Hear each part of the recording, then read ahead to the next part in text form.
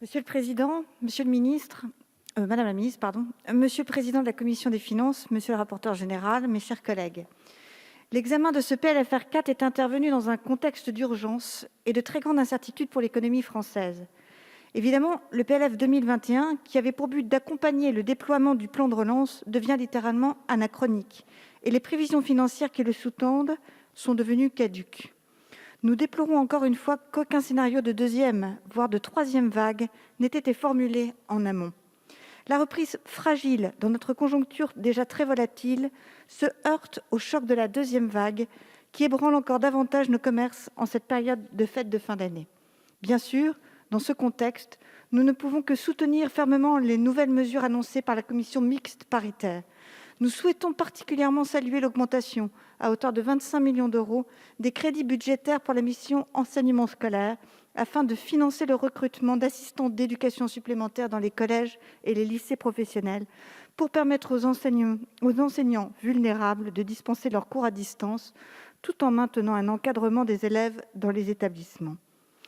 Nous nous félicitons également du maintien des crédits de la mission interministérielle de coordination anti-fraude, de la suppression de l'annulation de crédits pour les politiques publiques du sport et de l'aide exceptionnelle de 20 millions d'euros accordée au département des Alpes-Maritimes, affecté par de nombreuses catastrophes naturelles.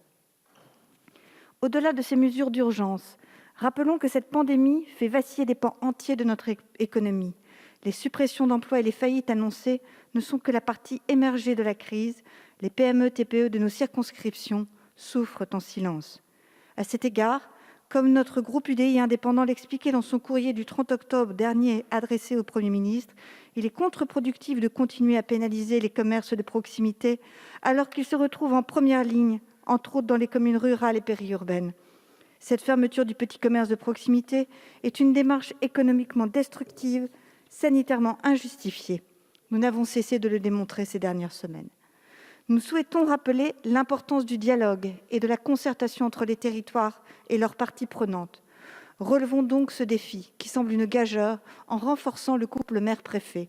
Laissons-les se concerter et décider des mesures nécessaires pour limiter l'affluence, tout en permettant l'activité et éviter la destruction d'entreprises et d'emplois. Destruction qui coûteront cher économiquement, cher socialement.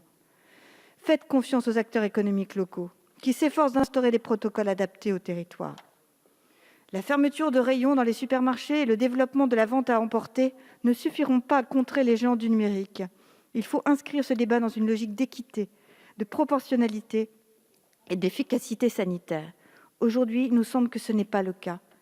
Malgré les annonces faites par le directeur général d'Amazon, Frédéric Duval, et certains acteurs de la grande distribution sur le report du Black Friday au 4 décembre, nos commerçants restent encore prudents.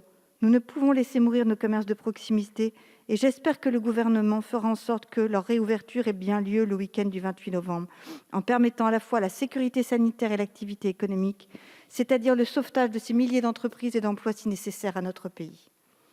Tout au long de ces dernières semaines, notre groupe UDI indépendant s'est efforcé de faire des propositions au gouvernement. Des mesures concrètes et rapides doivent être prises pour rééquilibrer les inégalités de traitement que j'ai évoquées entre les plus grands et les plus petits. On pourrait par exemple envisager que la grande distribution, les plateformes de vente en ligne, les assureurs contribuent à un fonds de solidarité élargi en faveur de petits commerces, madame la ministre. Les perturbations économiques dues à la pandémie et sa riposte budgétaire offrent certes l'occasion de réorienter l'économie française en accompagnant nos entreprises, mais il faut se rendre à l'évidence. Nous nous dirigeons vers la pérennisation du processus déconfinement-reconfinement et de nombreux autres PLFSR seront donc nécessaires. Toutefois, je ne crois pas que nos entreprises et notre budget y soient prêts. Mais en ce qui concerne le PLFR 4, le groupe UDI indépendant sera évidemment favorable à ce texte. Je vous remercie.